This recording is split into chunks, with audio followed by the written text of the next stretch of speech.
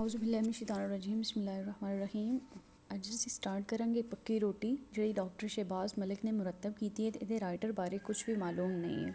ਜਿਵੇਂ ਤੁਸੀਂ ਜਾਣਦੇ ਹੋ ਕਿ ਮਜ਼ਹਬ ਤੇ ਸ਼ਾਇਰੀ ਦਾ ਆਪਸ ਵਿੱਚ ਬੜਾ ਗਹਿਰਾ ਸੰਬੰਧ ਹੁੰਦਾ ਹੈ ਤੇ ਇਸ ਗੱਲ ਦੀ ਤਾਰੀਖ ਗਵਾਹੀ ਪੀ ਦਿੰਦੀ ਹੈ ਕਿ ਇਨਸਾਨੀਅਤ ਦੀ ਫਲਾਹ ਵਾਸਤੇ ਸਭ ਤੋਂ ਪਹਿਲਾਂ ਮਜ਼ਹਬ ਦਾ ਨਜ਼ੂਲ ਹੋਇਆ ਤੇ ਫਿਰ ਬੰਦੇ ਦੇ ਮਜ਼ਹਬ ਹੋਣ ਮਗਰੋਂ ਸ਼ਾਇਰੀ ਨੇ ਜਨਮ ਲਿਆ ਤੇ ਮਜ਼ਹਬ ਦੀ ਛਾਵੇਂ ਹੀ ਸ਼ਾਇਰੀ ਪ੍ਰਵਾਨ ਚੜ੍ਹੀ। ਤੇ ਅਗਰ ਅਸੀਂ ਪੰਜਾਬੀ ਲਿਟਰੇਚਰ ਵੇਖੀਏ ਜਾਂ ਉਰਦੂ ਲਿਟਰੇਚਰ ਵੇਖੀਏ ਜਾਂ ਫਿਰ ਅੰਗਰੇਜ਼ੀ ਲਿਟਰੇਚਰ ਵੇਖੀਏ ਤਾਂ ਸਾਨੂੰ ਇਸ ਗੱਲ ਦਾ ਪਤਾ ਲੱਗਣਾ ਹੈ ਕਿ ਮਜ਼ਹਬ ਦਾ ਖਾਸਾ ਤਾਲੁਕ ਹੈ ਸ਼ਾਇਰੀ ਉੱਤੇ ਤੇ ਖਾਸਾ ਅਸਰ ਰੱਖਦਾ ਹੈ ਮਜ਼ਹਬ ਸ਼ਾਇਰੀ ਉੱਤੇ। ਜਿਵੇਂ ਅਗਰ ਕ੍ਰਿਸਚੀਅਨਿਟੀ ਦੀ ਗੱਲ ਕੀਤੀ ਜਾਵੇ ਤੇ ਪ੍ਰੋਟੈਸਟੈਂਟ ਤੇ ਕੈਥੋਲਿਕਸ ਨੇ ਆਪਣੀਆਂ ਸ਼ਾਇਰੀਆਂ ਦੇ ਵਿੱਚ ਆਪਣੀ ਪੋਇਟਰੀ ਦੇ ਵਿੱਚ ਬਹੁਤ ਮਜ਼ਹਬ ਨੂੰ ਅੱਛੀ ਖਾਸੀ ਥਾਂ ਦਿੱਤੀ ਹੈ। ਇਸੇ ਤਰ੍ਹਾਂ ਅਗਰ ਅਸੀਂ ਪੰਜਾਬੀ ਲਿਟਰੇਚਰ ਦੀ ਗੱਲ ਕਰੀਏ, ਪੰਜਾਬੀ ਅਦਬ ਦੀ ਗੱਲ ਕਰੀਏ ਤਾਂ ਉਹਦੇ ਵਿੱਚ ਸਾਡੇ ਕੋਲ ਦੋ ਸਬੂਤ ਨਜ਼ਰ ਆਉਂਦੇ ਨੇ, ਇੱਕ ਪੱਕੀ ਰੋਟੀ ਤੇ ਇੱਕ ਮਵਾਜ਼ ਨੋਸ਼ਾ ਗੰਜ ਬਖਤ। ਇਹਨਾਂ ਨੂੰ ਆਖਿਆ ਜਾਂਦਾ ਹੈ ਕਿ ਇਹ ਉਹ ਦਿਬਾਚੇ ਨੇ ਜਿਨ੍ਹਾਂ ਨੇ ਪੰਜਾਬੀ ਜ਼ੁਬਾਨ ਦੇ ਵਿੱਚ ਆਮ ਲੋਕਾਂ ਨੂੰ ਮਜ਼ਹਬ ਦੀ ਤਾਲੀਮ ਦਿੱਤੀ ਔਰ ਦੱਸਿਆ ਬਈ ਅੱਲਾ ਕੌਣ ਹੈ, ਮੁਹੰਮਦ ਕੌਣ ਹੈ, ਪੈਗੰਬਰ ਕੌਣ ਨੇ ਤੇ ਉਹਨਾਂ ਦੀ ਇਬਾਦਤ ਕਿਵੇਂ ਕਰਨੀ ਹੈ, ਵਜ਼ੂ ਕਿਵੇਂ ਕਰਨਾ ਹੈ। ਇਹ ਕੋਈ ਮਸਲੇ ਨਹੀਂ ਸਨ, ਇਹ ਕੋਈ ਹਦੀਸਾਂ ਨਹੀਂ ਸਨ, ਇਹ ਕੋਈ ਕੁਰਾਨ ਦੀ ਆਇਤਾਂ ਨਹੀਂ ਸਨ, ਲੇਕਿਨ ਇਹ ਬਿਲਕੁਲ ਆਮ ਅਲਫਾਜ਼ ਦੇ ਵਿੱਚ ਇੱਕ ਆਮ ਆਦਮੀ ਨੂੰ ਦੱਸਿਆ ਕਿ ਬਈ ਅੱਲਾ ਦਾ ਪੈਗਾਮ ਕੀ ਹੈ। ਤੇ ਆਹ ਦੋਵੇਂ ਕਿਤਾਬਾਂ ਪੱਕੀ ਰੋਟੀ ਤੇ ਮਵਾਜ਼ ਨੋਸ਼ਾ ਗੰਜ ਬਖਸ਼, ਇਹਨਾਂ ਨੂੰ ਫਿਕਹੀ ਅਦਬ ਵੀ ਆਖਿਆ ਜਾਂਦਾ ਹੈ। ਫਿਕਹੀ ਅਦਬ ਉਹ ਹੁੰਦਾ ਹੈ ਜਿਹੜਾ ਫਿਕਾ ਦੇ ਬਾਰੇ ਦੱਸਦਾ ਹੈ, ਜਿਹੜਾ ਦੀਨ ਤੇ ਇਸਲਾਮ ਦੇ ਬਾਰੇ ਗੱਲਾਂ ਦੱਸਦਾ ਹੈ। ਹੁਣ ਜਿਵੇਂ ਅਸੀਂ ਇਸ ਜ਼ਮਾਨੇ ਦੀ ਗੱਲ ਕਰੀਏ, ਪੁਰਾਣੇ ਜ਼ਮਾਨੇ ਦੀ, ਇਸਲਾਮ ਦੀ ਤਾਲੀਮ ਲਈ ਬਹੁਤ ਸਾਰੀਆਂ ਕਿਤਾਬਾਂ ਜੋ ਹੈ ਨਾ ਲਿਖੀਆਂ ਗਈਆਂ, ਜਿਨ੍ਹਾਂ ਵਿੱਚੋਂ ਪੱਕੀ ਰੋਟੀ, ਮਿੱਠੀ ਰੋਟੀ, ਮਿੱਸੀ ਰੋਟੀ, ਇਹ ਸਾਰੀਆਂ ਕਿਤਾਬਾਂ ਬੜੀਆਂ ਹੀ ਮਕਬੂਲ ਹੋਈਆਂ। ਪਰ ਇਹਨਾਂ ਸਾਰੀਆਂ ਕਿਤਾਬਾਂ ਦੇ ਲਿਖਣ ਦਾ ਜਿਹੜਾ ਢੰਗ ਸੀ ਨਾ, ਉਹ ਸਾਰਾ ਇੱਕੋ ਜਿਹਾ ਸੀ। ਯਾਨੀ ਪਹਿਲਾਂ ਸਵਾਲ ਕੀਤਾ ਜਾਂਦਾ ਸੀ, ਫਿਰ ਉਹਦਾ ਜਵਾਬ, ਪਹਿਲੇ ਸਵਾਲ ਫਿਰ ਜਵਾਬ, ਯਾਨੀ ਕਿ ਆਪੇ ਹੀ ਸਵਾਲ ਕਰਦੇ ਸਨ, ਆਪੇ ਹੀ ਜਵਾਬ ਦਿੰਦੇ ਸਨ। ਸਵਾਲ ਇਸ ਵੇਲੇ ਕਰਦੇ ਸਨ ਕਿ ਬੰਦਾ ਸੋਚੇ ਕਿ ਵਾਕਈ ਇਹਦਾ ਕੀ ਮਤਲਬ ਹੈ ਤੇ ਫਿਰ ਅੱਗੋਂ ਜਵਾਬ ਪੜ੍ਹ ਕੇ ਉਹਨਾਂ ਨੂੰ ਉਸ ਗੱਲ ਦਾ ਜਵਾਬ ਮਿਲ ਜਾਂਦਾ ਸੀ। ਜਿਵੇਂ ਪੱਕੀ ਰੋਟੀ ਦੀ ਗੱਲ ਕਰੀਏ ਤਾਂ ਬਹੁਤ ਸਾਰੇ ਸਵਾਲ ਨੇ, ਲੇਕਿਨ ਕੁਝ ਸਵਾਲ ਬਹੁਤ ਜ਼ਰੂਰੀ ਨੇ। ਜਿਵੇਂ ਮੈਂ ਇੱਥੇ ਮੈਂਸ਼ਨ ਕੀਤਾ ਹੈ ਕਿ 20-22 ਸਵਾਲ ਤੁਸੀਂ ਯਾਦ ਕਰ ਲਓ, ਸਵਾਲ ਤੇ ਜਵਾਬ ਪੇਪਰ ਦੇ ਵਿੱਚ ਬੰਦਾ ਲਿਖੇ ਤਾਂ ਬੜਾ ਹੀ ਅੱਛਾ ਇੰਪਰੈਸ਼ਨ ਪੈਂਦਾ ਹੈ। ਤੇ ਬੜੇ ਸੌਖੇ ਸਵਾਲ ਨੇ ਔਰ ਬੜੇ ਹੀ ਇੰਟਰਸਟਿੰਗ ਸਵਾਲ ਨੇ। ਜੇ ਕੋ ਪੁੱਛੇ ਬਿਸਮਿਲ੍ਲਾ ਦੇ ਮਾਨੇ ਕਿਹੜੇ ਨੇ, ਤੂੰ ਆਖ ਜੀ ਸ਼ੁਰੂ ਕਰੇ ਨਾ ਮੈਂ ਇਸ ਕਿਤਾਬ ਨੂੰ, ਨਾ ਖੁਦਾ ਤਾਲਾ ਦੇ ਜਿਹੜਾ ਰੋਜ਼ੀ ਦਿੰਦਾ ਹੈ ਹਰ ਜੀ ਨੂੰ, ਵਿਚ ਦੁਨੀਆ ਦੇ ਬਖਸ਼ ਸੀ ਮੋਮਨਾਂ ਨੂੰ, ਨਾ ਕਾਫਰਾਂ ਨੂੰ ਦਿਹਾੜੇ ਕਿਆਮਤ ਦੇ। ਅਗਰ ਤੁਸੀਂ ਵੇਖੋ ਤਾਂ ਜਿਹੜਾ ਬਿਸਮਿਲ੍ਲਾ ਦਾ ਇੰਗਲਿਸ਼ ਵਿੱਚ ਜਾਂ ਉਰਦੂ ਦੇ ਵਿੱਚ ਤੁਸੀਂ ਮਤਲਬ ਪੜ੍ਹਦੇ ਹੋ ਤੇ ਉਹੀ ਅਸੀਂ ਅਗਰ ਪੈਰਾਫਰੇਜ਼ ਕਰ ਦੇਈਏ ਪੰਜਾਬੀ ਦੇ ਵਿੱਚ ਤਾਂ ਇਹਦਾ ਮਤਲਬ ਆ ਜਾਏਗਾ। ਜ਼ਰੂਰੀ ਨਹੀਂ ਹੈ ਕਿ ਇੱਕੋ ਇੱਕ ਲਫ਼ਜ਼ ਇਹੋ ਜਿਹੇ ਲਿਖੋ, ਲੇਕਿਨ ਇਹ ਸਾਰੀਆਂ ਚੀਜ਼ਾਂ ਜਿਹੜੀਆਂ ਨੇ ਮੇਨ ਵਰਡਸ ਇਹਦੇ ਜ਼ਰੂਰ ਹੋਣੇ ਚਾਹੀਦੇ ਨੇ। ਅਗਰ ਤੁਸੀਂ ਆਪਣੇ ਵੱਡਿਆਂ ਕੋਲੋਂ ਪੁੱਛੋ, ਆਪਣੇ ਨਾਨਾ ਦਾਦਾ ਕੋਲੋਂ ਪੁੱਛੋ, ਆਪਣੀ ਨਾਨੀ ਦਾਦੀ ਕੋਲੋਂ ਪੁੱਛੋ ਤੇ ਉਹਨਾਂ ਨੂੰ ਕਾਫੀ ਜ਼ਿਆਦਾ ਪੱਕੀ ਰੋਟੀ ਦੇ ਲਫ਼ਜ਼ ਉਂਝ ਯਾਦ ਹੋਣਗੇ। ਪੱਕੀ ਰੋਟੀ ਦੀ ਇੱਕ ਛੋਟੀ ਜਿਹੀ ਕਿਤਾਬ ਵੀ ਮਿਲਦੀ ਹੈ ਤੇ ਉਹਦੇ 'ਚ ਸਾਰੀਆਂ ਚੀਜ਼ਾਂ ਲਿਖੀਆਂ ਹੋਣੀਆਂ ਨੇ। ਜੇ ਕੋ ਪੁੱਛੇ ਤੂੰ ਬੰਦਾ ਕਿਸ ਦਾ ਹੈ, ਤੂੰ ਆਖ ਜੀ ਖੁਦਾ ਤਾਲਾ ਦਾ। ਜੇ ਕੋ ਪੁੱਛੇ ਤੂੰ ਉਮਤ ਕਿਸ ਦੀ ਹੈ, ਤੂੰ ਆਖ ਜੀ ਹਜ਼ਰਤ ਮੁਹੰਮਦ ਸੱਲੱਲਾਹੁ अलैहि वसल्लम ਦੀ। ਇਸ ਤਰ੍ਹਾਂ ਪਹਿਲੇ ਸਵਾਲ ਵਿੱਚ ਬਿਸਮਿਲ੍ਲਾ ਦੇ ਮਾਨੀ ਪੁੱਛੇ ਗਏ ਨੇ ਤੇ ਜਵਾਬ ਵੀ ਦੱਸਿਆ ਗਿਆ ਕਿ ਬਿਸਮਿਲ੍ਲਾ ਕੀ ਹੈ, ਠੀਕ ਹੈ। ਦੂਜੇ ਸਵਾਲ ਦੇ ਵਿੱਚ ਫਿਰ ਪੁੱਛਿਆ ਗਿਆ ਕਿ ਤੂੰ ਬੰਦਾ ਕਿਸ ਦਾ ਹੈ, ਤੈਨੂੰ ਪੈਦਾ ਕਿਸ ਨੇ ਕੀਤਾ ਹੈ, ਤੇ ਫਿਰ ਬੰਦਾ ਜਵਾਬ ਦਿੰਦਾ ਕਿ ਮੈਨੂੰ ਅੱਲਾਹ ਤਾਲਾ ਨੇ ਪੈਦਾ ਕੀਤਾ ਹੈ, ਖੁਦਾ ਤਾਲਾ ਨੇ। ਫਿਰ ਇਸੇ ਤਰ੍ਹਾਂ ਉਮਤ ਕਿਸ ਦੀ ਹੈ ਉਹ ਪੁੱਛਿਆ ਜਾਂਦਾ ਹੈ। ਤੇ ਫਿਰ ਅੱਗੇ ਇੱਕ ਕੁਐਸਚਨ ਹੈ ਕਿ ਜੇ ਕੋ ਪੁੱਛੇ ਤੂੰ ਦੋਸਤਦਾਰ ਕਿਸ ਦਾ ਹੈ, ਤੇ ਤੂੰ ਆਖ ਜੀ ਚੌਹਾਂ ਯਾਰਾਂ ਹਜ਼ਰਤ ਮੁਹੰਮਦ ਸੱਲੱਲਾਹੁ अलैहि वसल्लम ਦੇ ਆ। ਪਹਿਲਾ ਯਾਰ ਅਬੂ ਬਕਰ ਸਿੱਦੀਕ ਰਜ਼ੀਅੱਲਾਹੁ ਤਾਲਾ ਅਨਹੁ, ਦੂਜਾ ਯਾਰ ਹਜ਼ਰਤ ਉਮਰ ਖਤਾਬ, ਤੀਜਾ ਯਾਰ ਹਜ਼ਰਤ ਉਸਮਾਨ, ਚੌਥਾ ਯਾਰ ਹਜ਼ਰਤ ਅਲੀ। ਤੇ ਪੱਕੀ ਰੋਟੀ ਦੇ ਲਿਖਾਰੀ ਕੌਣ ਹੈ, ਇਸ ਬਾਰੇ ਤਾਰੀਖ ਬਿਲਕੁਲ ਚੁੱਪ ਹੈ। ਅੱਜ ਤੱਕ ਪੱਕੀ ਰੋਟੀ ਦੇ ਲਿਖਾਰੀ ਵੱਲ ਕੁਝ ਵੀ ਮਾਲੂਮ ਨਹੀਂ ਹੋ ਸਕਿਆ। ਲੇਕਿਨ ਬੇਸ਼ੱਕ ਸਾਨੂੰ ਲਿਖਾਰੀ ਵਾਲੇ ਤਾਂ ਮਾਲੂਮ ਨਹੀਂ ਹੈ, ਲੇਕਿਨ ਚੌਥਾ ਸਵਾਲ ਜਦੋਂ ਅਸੀਂ ਪੜ੍ਹਦੇ ਹਾਂ ਤਾਂ ਸਾਨੂੰ ਪਤਾ ਚੱਲ ਜਾਂਦਾ ਹੈ ਕਿ ਉਹ ਬੰਦਾ ਕੋਈ ਅਹਿਲ ਸੁਨਨਤ ਜਮਾਤ ਦਾ ਖਿਆਲਾਂ ਦਾ ਮਾਲਿਕ ਸੀ, ਕੋਈ ਸ਼ੀਆ ਨਹੀਂ ਸੀ। ਕਿਉਂਕਿ ਉਹਨੇ ਜਦੋਂ ਸਵਾਲ ਕੀਤਾ ਕਿ ਜੇ ਕੋਈ ਪੁੱਛੇ ਕਿ ਤੂੰ ਦੋਸਤਦਾਰ ਕਿਸ ਦਾ ਹੈ, ਤੇ ਉਹਨੇ 4 ਸਹਾਬਾ ਕਰਾਮ ਦਾ ਨਾਂ ਲਿਆ, 4 ਯਾਰਾਂ ਦਾ ਨਾਂ ਲਿਆ ਜਿਹੜੇ ਅਹਿਲੇ ਸੁਨਨਤ ਜਮਾਤ ਨਾਲ ਤਾਲੁਕ ਰੱਖਦੇ ਨੇ। ਪੱਕੀ ਰੋਟੀ ਦੀ ਖੂਬਸੂਰਤੀ ਇਹ ਵੇ ਕਿ ਜਿਸ ਜ਼ਮਾਨੇ ਵਿੱਚ ਵੀ ਇਹ ਪੜ੍ਹੀ ਗਈ, ਇਹ ਬੜੀ ਸਾਦਾ ਤੇ ਆਮ ਫਹਿਮ ਤੇ ਆਸਾਨ ਨਸਰ ਵਿੱਚ ਲਿਖੀ ਹੋਈ ਹੈ ਤੇ ਬੜੀ ਆਸਾਨੀ ਨਾਲ ਸਮਝ ਆ ਜਾਂਦੀ ਹੈ, ਇੱਕ ਆਮ ਬੰਦੇ ਨੂੰ ਸਮਝ ਆ ਜਾਂਦੀ ਹੈ।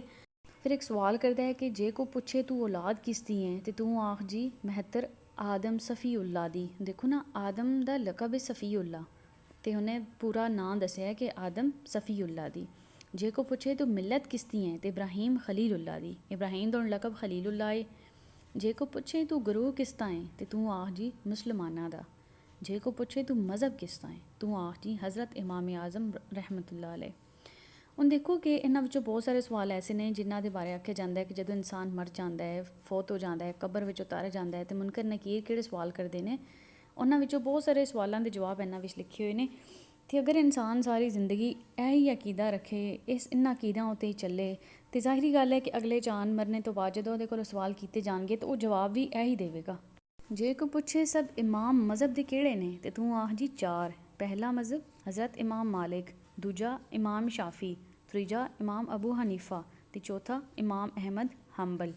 ਤੇ ਇੱਥੋਂ ਇਹ ਗੱਲ ਵੀ ਯਾਦ ਰੱਖ ਲਓ ਕਿ ਜਿਹੜੇ ਅਹਿਲੇ ਤਸ਼ੀਹ ਦਾ ਮਜ਼ਹਬ ਦਾ ਇਮਾਮ ਹੈ ਉਹ ਜਾਫਰ ਸਾਦਿਕ ਰਹਿਮਤੁल्लाह अलैह ਨੇ। ਜੇ ਕੋਈ ਪੁੱਛੇ ਕਿ ਪੈਗੰਬਰ ਸਾਹਿਬ ਦੀਆਂ ਕਿਤਨੀਆਂ ਪੀੜ੍ਹੀਆਂ ਜਾਣਨੀਆਂ ਫ਼ਰਜ਼ ਨੇ, ਤੂੰ ਆਖ ਜੀ 4। ਇੱਕ ਤੇ ਹਜ਼ਰਤ ਮੁਹੰਮਦ ਸੱਲੱਲਾਹੁ अलैहि वसल्लम ਦਾ ਬੇਟਾ ਕਿਸ ਦਾ ਹੈ? ਅਬਦੁੱਲਾ ਦਾ। ਅਬਦੁੱਲਾ ਕਿਸ ਦਾ ਬੇਟਾ ਹੈ? ਅਬਦੁਲ ਮੁਤਲਬ ਦਾ। ਅਬਦੁਲ ਮੁਤਲਬ ਕਿਸ ਦਾ ਬੇਟਾ ਹੈ? ਹਾਸ਼ਿਮ ਦਾ। ਤੇ ਹਾਸ਼ਿਮ ਬੇਟਾ ਹੈ ਅਬਦੁਲ ਮਨਾਫ ਦਾ। ਇਹ 4 ਪੀੜ੍ਹੀਆਂ ਯਾਦ ਰੱਖਣੀਆਂ ਫ਼ਰਜ਼ ਨੇ।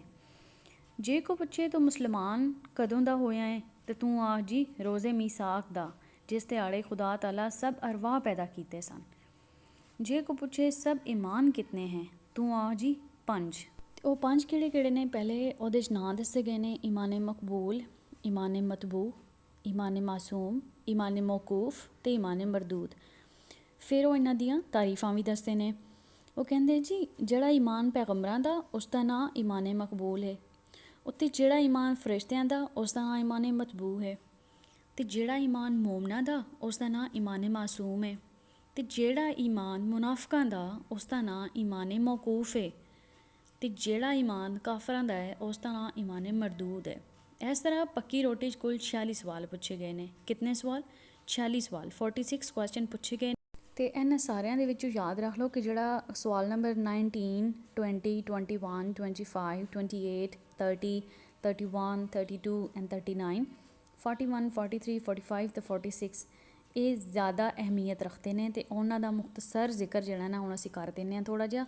ਇਹ ਸਵਾਲ ਜ਼ਿਆਦਾ ਅਹਿਮ ਨੇ, ਜਿਹੜੇ ਪੇਪਰ ਪੁਆਇੰਟ ਆਫ ਵਿਊ ਦੇ ਨਾਲ ਵੀ ਪੁੱਛੇ ਜਾਂਦੇ ਨੇ ਤੇ ਉਂਝ ਵੀ ਇਹ ਕਿਤਾਬ ਦੇ ਹਵਾਲੇ ਨਾਲ ਵੀ ਅਹਿਮ ਨੇ। ਜਿਵੇਂ ਸਵਾਲ ਨੰਬਰ 19 ਹੈ ਜੀ, ਜੇ ਕੋ ਪੁੱਛੇ ਸ਼ਰਤਾਂ ਈਮਾਨ ਦੀਆਂ ਕਿਤਨੀਆਂ ਨੇ ਤੇ ਤੂੰ ਆਖ ਜੀ 7। ਅਵਲ ਗੈਬ 'ਤੇ ਈਮਾਨ ਲਿਆਉਣਾ, ਦੂਜਾ ਇਲਮ ਗੈਬ ਦਾ ਖਾਸਾ ਅੱਲਾਹ ਤਾਲਾ ਨੂੰ ਮਾਲੂਮ ਹੈ, ਤੀਜਾ ਆਪਣੇ ਇਖਤਿਆਰ ਨਾਲ ਈਮਾਨ ਲਿਆਉਣਾ, ਤੇ ਚੌਥਾ ਅੱਲਾਹ ਦੇ ਫਜ਼ਲ ਦਾ ਉਮੀਦਵਾਰ ਰਹਿਣਾ, ਤੇ ਪੰਜਵਾਂ ਖੁਦਾ ਤਾਲਾ ਦੇ ਅਜ਼ਾਬ ਤੋਂ ਡਰਨਾ, ਤੇ ਛੇਵਾਂ ਹਿਲਾਲ ਚੀਜ਼ਾਂ ਖਾਣਾ, ਤੇ ਸੱਤਵਾਂ ਹਰਾਮ ਚੀਜ਼ਾਂ ਤੋਂ ਪਰਹੇਜ਼ ਕਰਨਾ। 20ਵਾਂ ਸਵਾਲ ਹੈ, ਜੇ ਕੋ ਪੁੱਛੇ ਈਮਾਨ ਦੀਆਂ ਸਿਫਤਾਂ ਕਿਤਨੀਆਂ ਨੇ, ਤੂੰ ਆਖ ਜੀ 7। ਪਹਿਲੀ ਜੀ ਅੱਲਾਹ 'ਤੇ ਈਮਾਨ, ਦੂਜੀ ਫਰਿਸ਼ਤਿਆਂ 'ਤੇ ਈਮਾਨ, ਤੀਜੀ तमाम किताबां ते ईमान, ते चौथी औस ते रसूल ते ईमान, ते पंजवीं तमाम रसूलों ते ईमान, ते छेवीं क़यामत दे दिन उत्ते ईमान। ते जे को पुछे ईमान मुजम्मल केड़ा है ते तूं आख जी आमनतु बिल्लाहि कमा हुवा बिअस्माही। फिर इसी तरह साढ़े कोल क्वेश्चन नंबर 28 आ जाता है कि जे को पुछे फ़र्ज वज़ू दे कितने ने, तूं आख जी 5।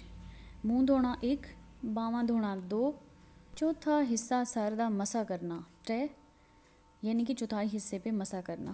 फिर पैर धोने 4, जिस दी दाढ़ी भारी होवे उस ते मसा करना 5। ते 23वां सवाल है कि जे को पूछे मुस्तहब वज़ू कितने ने ते तूं आख 7। नीयत वज़ू दी करनी पहलों सज्जा पासा धोना दूजा, ते तर धोना तीजा, उत्तों रत्ती धोना 4, ते सारे सिर दा मसा करना 5, गर्दन दा मसा करना 6, ते वज़ू करन वेले पगड़ी गोड़ियां उत्ते रखनी 7। ਤੇ 43 सवाल नंबर है कि जे को पुछे नमाज ਦੀਆਂ ਕਿਤਨੀਆਂ ਸੁਨਤਾਂ ਨੇ ਤੇ ਤੂੰ ਆਖ ਜੀ 28। ਤੇ 7 ਕਿਆਮ ਦੇ ਵਿੱਚ ਨੇ, 7 ਰਕੂ ਦੇ ਵਿੱਚ ਨੇ, 7 ਸੁਜੂਦ ਦੇ ਵਿੱਚ ਨੇ ਤੇ 7 ਅਤਹਿਯਾਤ ਵਿੱਚ ਨੇ। ਤੇ ਹੁਣ ਕਿਆਮ ਦੀਆਂ ਸੁਨਤਾਂ ਕਿਹੜੀਆਂ ਨੇ ਕਿ ਤਕਬੀਰ ਤਹਿਰੀਮਾ ਦੇ ਲਈ ਹੱਥ ਖਲੇ ਕਰਨੇ, ਖੱਬੇ ਉੱਤੇ ਸੱਜਾ ਹੱਥ ਰੱਖਣਾ, ਯਾਨੀ ਕਿ ਸੱਜੇ ਉੱਤੇ ਖੱਬਾ ਨਾ ਰੱਖੋ, ਹਮੇਸ਼ਾ ਖੱਬੇ ਉੱਤੇ ਸੱਜਾ ਰੱਖੋ ਨਮਾਜ਼ ਪੜ੍ਹਨ ਲਈ। सजदे दी जगह वाल वेखना, सुबहानक अल्लाहुम्मा पढ़ना, आऊज़ बिल्लाह पढ़ना, बिस्मिल्लाह पढ़ना ते आमीन आखना। यह क़याम दियाँ सुनतां ने जिसलै तुसी खलो के नमाज़ पढ़दे हो। फिर रकू दियां कुछ सुनतां ने कि अल्लाहु अकबर आखना, गोडे फड़ने, रकू विच अगे वेखना, ते 3 वारी तस्बीह पढ़ना, ते समी अल्लाहु लिमन हमिदा पढ़ना, रब्बना लकल हम्द भी पढ़ना। ते दोवां सजदियां दियां सुनतां किहड़ियां ने कि अल्लाहु अकबर आखना, कि दोवां हत्थां विच मत्था रखना, ते नक वाल वेखना, 3 ਵਾਰੀ ਤਸਬੀਹ ਪੜ੍ਹਨਾ ਯਾਨੀ ਕਿ ਸੁਬਹਾਨ ਰੱਬੀ ਅਲ ਆਲਾ। ਦੋਵਾਂ ਸਜਦਿਆਂ ਵਿੱਚ ਆਰਾਮ ਕਰਨਾ, ਆਜ਼ਾਦ ਨੂੰ ਸਜਦਾ ਦਿਵਾਉਣਾ ਅਤੇ ਹੱਥਾਂ ਪੈਰਾਂ ਦੀਆਂ ਉਂਗਲੀਆਂ ਕਿਬਲੇ ਵੱਲ ਕਰਨੀਆਂ। ਅਤੇ ਇਹ ਸਾਰੀਆਂ ਚੀਜ਼ਾਂ ਨੇ। ਫਿਰ ਅਤਿਯਾਤ ਵਿੱਚ ਵੀ ਮੁਖਤਲਿਫ ਸੁਨਤਾਂ ਨੇ, ਜਿਵੇਂ ਅੱਲਾਹੁ ਅਕਬਰ ਆਖਣਾ, 2 ਹੱਥ ਰਾਨਾਂ ਉੱਤੇ ਰੱਖਣਾ, ਸੀਨੇ ਵੱਲ ਵੇਖਣਾ, ਸੱਜਾ ਪੈਰ ਖੁੱਲ੍ਹਾ ਕਰਨਾ ਅਤੇ ਖੱਬੇ ਪੈਰ ਉੱਤੇ ਬਹਿਣਾ, ਅਤੇ ਦਰੂਦ ਪੜ੍ਹਨਾ ਅਤੇ ਦੁਆ ਪੜ੍ਹਨੀ। ਅਤੇ ਆਹ ਸਾਡੇ ਕੋਲ ਪੱਕੀ ਰੋਟੀ ਦਾ ਖੁਲਾਸਾ ਹੈ। ਉਮੀਦ ਹੈ ਤੁਹਾਨੂੰ ਸਮਝ ਆਈ ਹੋਊਗੀ।